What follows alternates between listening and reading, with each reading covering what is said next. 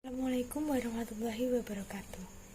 Perkenalkan, kami dari kelompok 1 yang beranggotakan saya sendiri Hana Warda Firdaus NPM 255 dan rekan saya Ridwan NPM 253. Di sini kami akan membahas tentang Project Citizen, di mana kami akan membahas mengenai 4 topik Project Citizen. Yang pertama, pengertian Project Citizen. Yang kedua, dasar pemikiran dan tujuan Project Citizen.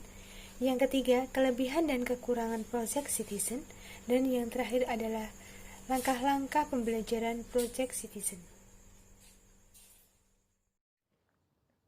Yang pertama adalah pengertian model pembelajaran Project Citizen. Praktik belajar kewarganegaraan atau Project Citizen adalah suatu inovasi pembelajaran yang membantu peserta didik dalam memahami teori kewarganegaraan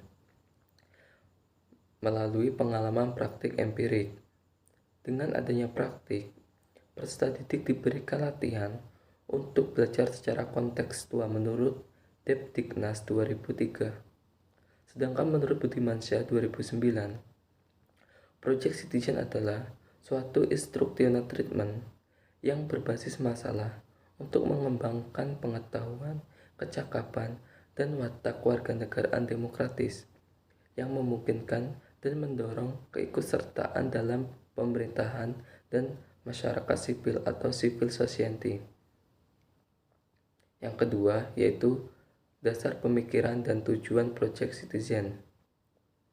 Dasar pemikiran Project Citizen terletak pada satu kerangka yang terdiri atas 5 bagian tentang gagasan pendidikan dan politik. Yang pertama yaitu demokrasi memerlukan pemerintahan secara sendiri dan karenanya memerlukan keterlibatan aktif dan berpengetahuan warga negara dalam kehidupan berwarga negara.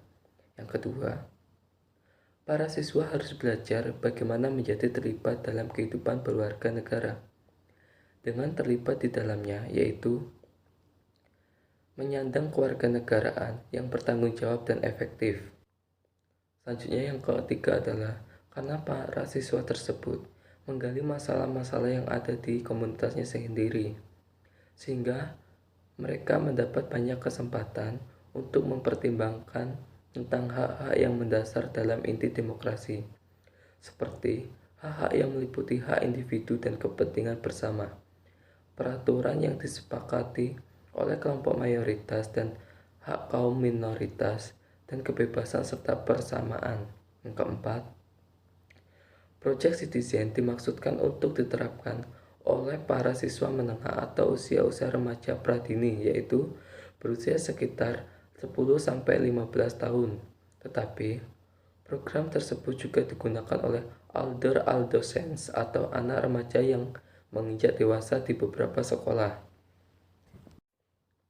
Selanjutnya yang kelima adalah Project Citizen menganggap bahwa kaum muda sebagai sumber kewarganegaraan, sebagai anggota yang berharga dari komunitasnya, yang bernilai, yang bergagasan, dan tenaganya yang secara nyata dicurahkan pada masalah-masalah kebijakan publik.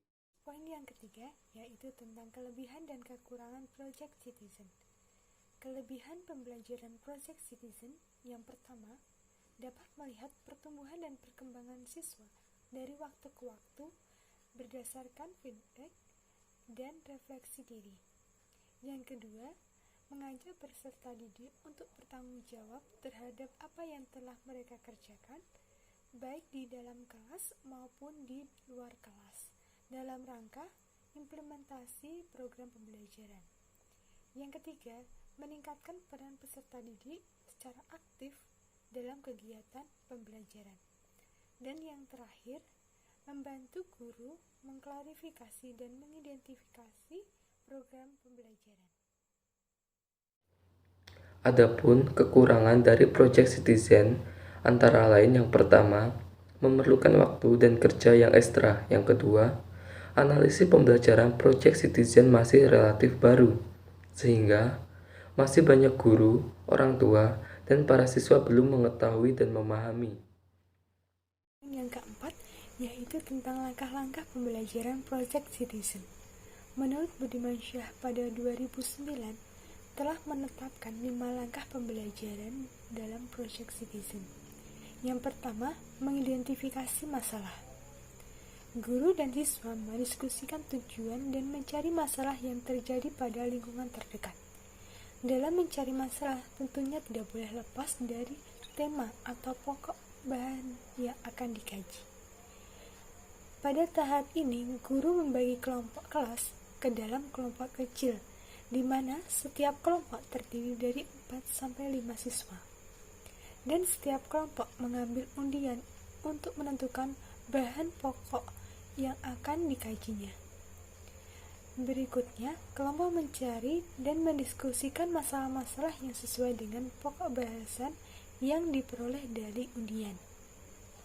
Proses diskusi kelompok kecil ini tidak dilakukan di kelas saja, tetapi sebagai tugas pekerjaan di rumah, di mana nanti siswa akan mewawancarai di lingkungan sekitar rumah sesuai dengan pokok bahasan yang telah didapat,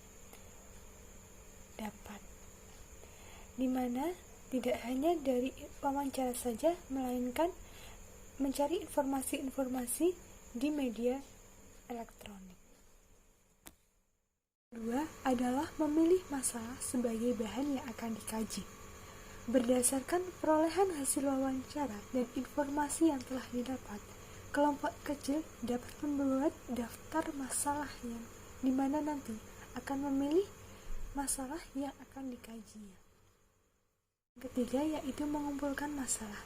Langkah ini masing-masing kelompok kecil berdiskusi, bermusyawarah, dan mengumpulkan informasi mengenai sumber-sumber informasi yang akan memberikan banyak info sesuai dengan masalah yang akan dikaji. Setelah menentukan sumber-sumber informasi, kelompok kecil dibagi menjadi tim peneliti, di mana tim peneliti hendaknya mengumpulkan informasi yang akan diidentifikasinya. Setiap kelompok terdiri dari 4 siswa, di mana 4 siswa tadi memiliki tugas atau tanggung jawab yang berbeda-beda. Orang pertama bertanggung jawab mengidentifikasi masalah. Orang yang kedua bertanggung jawab untuk mengkaji kebijakan alternatif untuk mengatasi masalah. Orang yang ketiga yaitu untuk memecahkan masalah.